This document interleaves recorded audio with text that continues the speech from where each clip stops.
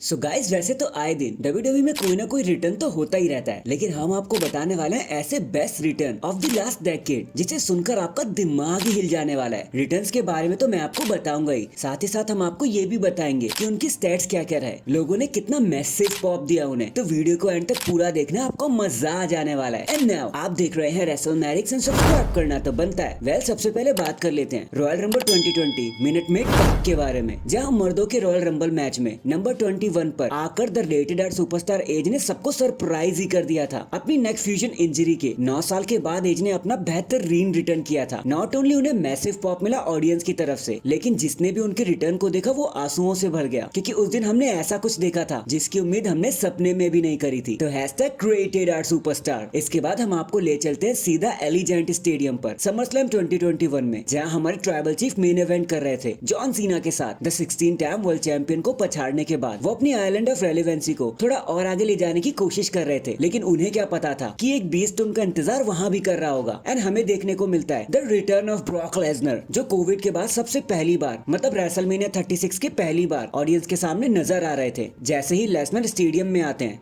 सब मानो पागल ही हो जाते हैं। नॉट ओनली उन्होंने रोमन रेंज के साथ एक फेस ऑफ किया, बल्कि वो AEW एंड CM पंक दोनों की हाइप तोड़ने में कामयाब रहे। सोशल मीडिया में सबसे वायरल एंड सक्सेसफुल रिटर्न बनकर ये चीज सामने आई। बट हालांकि उसके बाद जॉन सीना को ब्रॉक के हाथों काफी मार खानी पड़ी। नेक्स्ट अब चलते हैं Money in the Bank 2021 Dickies Arena की तरफ, जहां एक बार फिर से हमारे ट्राइबल चीफ मेन इवेंट कर रहे थे, लेकिन इस बार द रेटेड आर सुपरस्टार के साथ। उनको ठिकाने लगाने के बाद जैसे ही वो सबको एक्नॉलेज करने को कहते हैं, हम सब उन्हें एक्नॉलेज करने ही वाले होते हैं कि तभी हमें एक ऐसा इंसान देखने को मिलता है जिसे कभी कोई नहीं देख पाया। एंड वो पर्सन थे जॉन सीना। हमने उनका रिटर्न देखा काफी टाइम बाद, और जो ओवेशन उन्हें मिला वो तो अगर आप देख लोगे तो आपके रोंगटे खड़े हो जाएंगे आज भी। जिसके बाद ऑब्वियसली जॉन सीना ने रोमन रेंज को फेस ऑफ किया, समर स्लैम के लिए उन्हें चैलेंज भी किया। ये रिटर्न देखकर, ये मैसिव पॉप देखकर तो जॉन सीना भी रोने लग गए थे कि भाई इतना तो मैंने भी उम्मीद नहीं करी थी। बट वो मूवमेंट सबके दिलों में कुछ ऐसे बस गया जैसे वो कभी खत्म ही नहीं होने वाला। Hashtag 16 time world champion John Cena. इसके बाद आगे बढ़ते हुए हम आपको लेके चलते रेसलमेनिया 40 फिलाडेल्फिया की तरफ, नाइट 2 मेन इवेंट, जहां जब the final boss the rock चीजों को कंट्रोल कर चुके होते हैं। एंड हमें लगने लगता है कि कोडी की स्टोरी अब कभी खत्म नहीं हो पाएगी, अब आगे नहीं बढ़ पाएगी, कोडी की स्टोरी का कोई मतलब नहीं रह जाएगा। कि तभी हमें the return of the Undertaker देखने को मिलता है। नॉट ओनली वहां दी अंडरटेकर का ग्रेटेस्ट रिटर्न हमने देखा, बल्कि वो द ग्रेटेस्ट रेसलमेनिया मूवमेंट भी बना उस नाइट का। लोगों का लाउडेस्ट पॉप उन्हें इतना ज्यादा चार्ज कर देता है कि वो फाइनल बॉस पर चॉक स्लैम ही लगा देते हैं एंड कोडी रोड्स की कहानी को खत्म करने में उनकी मदद भी करते हैं। गाइस अगर ये पॉप आप एक बार सुन लोगे ना तो आपको अंदर से एनर्जी आ जाएगी कि भाई लोग किस हिसाब का प्यार करते हैं द अंडरटेकर से। और वो भी जब वो रेसलमेनिया में आए थे तो आप अंदाजा भी नहीं लगा सकते कि वहां पे लोगों की हालत क्या थी फिलाडेल्फिया में। तो hashtag we want Undertaker. And in the end अब जिस पर्सन की हम बात करने वाले हैं शायद आप सब उसको पहले ही भांप चुके होंगे, क्योंकि बात है लास्ट सर्वाइवर सीरीज 2023 की